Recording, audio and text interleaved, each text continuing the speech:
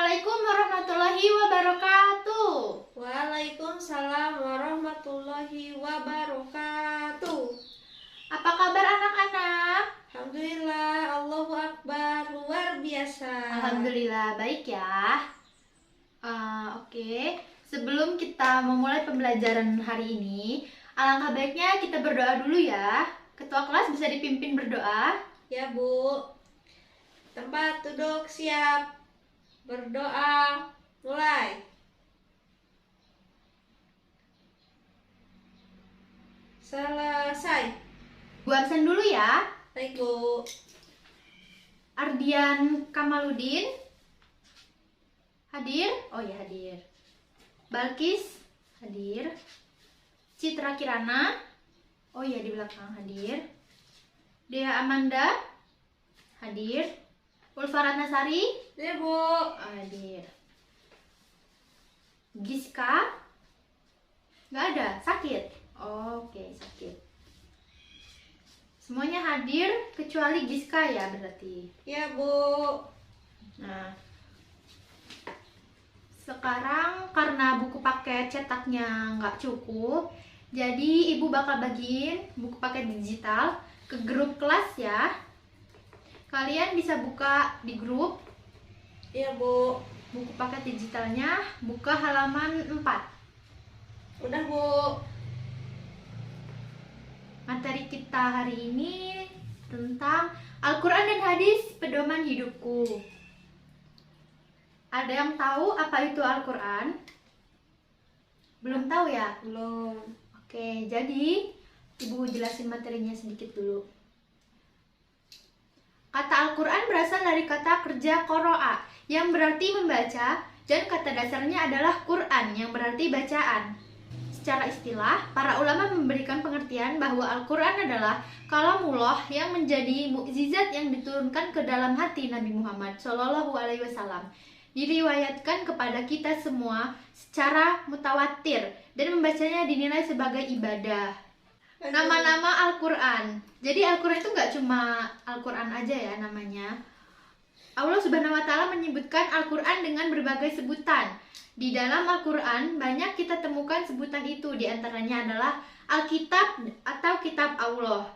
Dapat kita temukan dalam surat Al-Baqarah ayat 2. Selanjutnya, Allah juga menyebutkan Al-Quran dengan Al-Furqan. Sebutan ini kita dapat temukan dalam surat Al-Furqan ayat 1.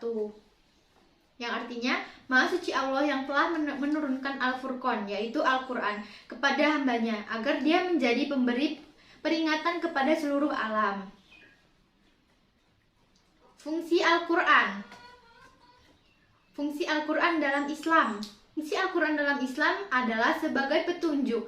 Al-Quran menjadi petunjuk bagi manusia secara umum, petunjuk bagi orang-orang yang bertakwa, dan petunjuk bagi orang-orang yang beriman. Ada pertanyaan? Ada Bu, saya mau nanya. Oh iya, silakan Ulfa. Pertanyaannya apa? Sebutkan. Tadi kan Ibu ngejelasin tentang fungsi Al-Quran dalam Islam. Ya. Nah, Ulfa mau nanya kalau fungsi Al-Quran dalam kehidupan itu apa Bu? Oke. Ibu jelasin ya. Ibu jawab pertanyaan dari Ulfa. Apa fungsi Al-Quran bagi kehidupan manusia? Jadi fungsi-fungsi Al-Quran bagi kehidupan manusia itu dapat kita ketahui dari nama-nama Al-Quran itu sendiri. Tadi kan Ibu sebelumnya sudah ngejelasin nama-nama Al-Quran ya. Iya Bu. Jadi setiap nama Al-Quran itu memiliki arti dan menunjukkan fungsi dari Al-Quran tersebut. Misalnya Al-Huda, fungsi sebagai petunjuk, Al-Furqan sebagai pembeda, dan lain-lain. Itu beberapa contohnya aja. Al-Quran menjadi petunjuk bagi manusia secara umum, petunjuk bagi orang-orang yang bertakwa, dan petunjuk bagi orang-orang yang beriman. Iya Bu. Sampai sini sudah paham Ulfa? Paham Bu. Oke, baik. Kita lanjutin ya. Iya Bu. Nah, selanjutnya ini tadi kan Al-Quran dan Hadis Pedoman Hidupku. Nah, tadi kita bahas Al-Quran, sekarang hadis ya. Iya Bu. Pengertian hadis. Secara bahasa, hadis artinya baru, tidak lama, ucapan, pembicaraan, cerita. Menurut para ulama, hadis merupakan sinonim dari sunnah, yaitu setiap sesuatu yang diriwayatkan atau dinisbahkan kepada dari Rasulullah SAW baik berupa perkataan, perbuatan, penetapan, sifat, dan perjalanan Nabi, baik sebelum atau sesudah diutus menjadi Rasul. Tadi pengertian hadis, sekarang fungsinya. Hadis juga ada fungsi, sebagaimana Al-Quran. Al-Quran punya fungsi, hadis juga punya fungsi.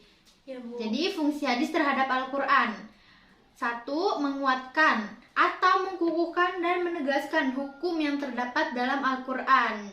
Jadi maksudnya, hadis mengulang perintah dan larangan yang sudah disebutkan di dalam Al-Quran. Misalnya, Rasulullah SAW memerintahkan untuk melaksanakan puasa. Perintah melaksanakan puasa sudah ada di dalam Al-Quran, sehingga dalam hal ini sifatnya mempertegas perintah yang telah ada di dalam Al-Quran. Ya, Bu. Kayak gitu. Yang kedua, fungsinya menguraikan atau menjelaskan dan merincikan ayat yang global atau mujmal. Banyak ayat perintah atau larangan Al-Quran yang sifatnya masih umum, belum terinci. Al-Quran memerintahkan untuk mengerjakan suatu perbuatan, namun belum ada ayat yang menjelaskan bagaimana cara melaksanakannya, sehingga perintah yang ada belum bisa dilaksanakan. Misalnya, contoh ya, perintah melaksanakan sholat. Perintah melaksanakan sholat ini diperintahkan dalam Quran Surat Al-Baqarah ayat 83. Dan di surat itu menjelaskan bagaimana cara melaksanakan sholat. Oke, fungsi hadis selanjutnya menetapkan dan mengadakan hukum yang tidak disebutkan di dalam Al-Quran. Dalam hal ini, hukum yang ada adalah merupakan produk hadis atau sunnah yang tidak ditunjuk oleh Al-Quran. Misalnya, haram memakan burung yang berkuku tajam, haram memakai cincin emas dan kain sutra bagi laki-laki, dan lain sebagainya. Itu sebagian contohnya aja ya. Kalau contoh lain tuh banyak, tapi nanti waktunya nggak cukup buat ngejelasin itu semua. Ya, Bu. Fungsi hadis yang keempat, membatasi keumuman ayat Al-Quran. Banyak perintah di dalam Al-Quran yang mengisyaratkan berlaku secara umum, secara manusia atau umat Islam, baik laki-laki maupun perempuan, besar maupun kecil, sehat maupun sakit, sedang berpergian maupun di rumah, dan lain-lain. Rasulullah SAW mengecualikan atau mengkhususkan. Misalnya, Allah Subhanahu wa Ta'ala memerintahkan seluruh orang beriman untuk melaksanakan sholat Jumat. Tadi Ibu sudah menjelaskan ya fungsi Al-Quran dalam Islam dan fungsi Al-Quran dalam kehidupan manusia. Ya, Nah, Bu. sekarang Ibu bakal ngejelasin fungsi Al-Quran dan hadis dalam Islam. Ya, Bu. Jadi fungsi Al-Quran dan hadis dalam Islam itu, yang pertama, Al-Quran merupakan kitab suci terakhir yang diturunkan Allah Subhanahu wa Ta'ala. Kitab Al-Quran sebagai penyempurna dari kitab-kitab Allah sebelum diturunkannya. Tar dulu, ulang. Jadi gimana sih? Jadi fungsi Al-Quran dan hadis dalam Islam, yang pertama, Al-Quran merupakan kitab suci terakhir yang diturunkan Allah Subhanahu wa Ta'ala. Kitab Al-Quran sebagai penyempurna dari kitab-kitab Allah Subhanahu wa Ta'ala yang pernah diturunkan sebelumnya, yaitu Zabur, Taurat, dan Injil. Kitab-kitab Allah Subhanahu wa Ta'ala sebelumnya ditunjuk hanya pada umat pada zaman tertentu saja. Berbeda dengan Al-Quran yang digunakan oleh siapapun sampai akhir zaman nanti. Jadi sampai nanti akhir zaman tuh kiamat nanti ya. Ya, Bu. Fungsi yang kedua, sebagai sumber hukum pertama dan utama dalam Islam. Fungsi yang tiga, hadis merupakan sumber hukum kedua ajaran Islam setelah Al-Quran. Jadi setelah Al-Quran ada hadis menjadi sumber hukum yang utama dalam Islam. Fungsi yang keempat, hadis merupakan rujukan umat Islam dalam memahami syariat. Jadi selain Al-Quran ada hadis yang digunakan sebagai rujukan umat Islam dalam memahami syariat. Oke, materinya sudah Ibu jelaskan. Tadi juga udah sempat ada tanya jawab. Iya, Bu. Sekarang Ibu bakal nyuruh kalian untuk mengerjakan soal. Waktunya 20 menit. Setelah itu dikumpulkan sebagai penilaian tugas. Kalau telat gimana, Bu?